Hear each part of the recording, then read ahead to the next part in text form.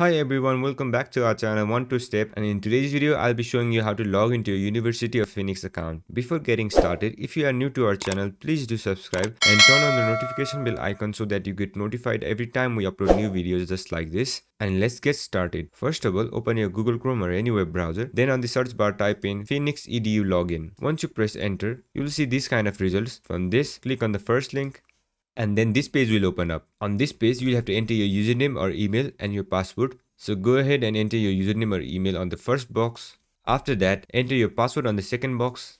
And if you want to recheck your password, you can click on this icon and it will reveal your password. In case if you don't remember your username or your password, you can click on this link and you will have to follow some security measures and you will get back to your account. Once everything is set, make sure you have entered your correct credentials and then press on login button. Once you press on it, you will be logged into your account. I hope this video was helpful, and if it was, don't forget to leave a like, comment and subscribe, and turn on the notification bell icon so that you get notified every time we upload new videos. And I'll catch you on the next one.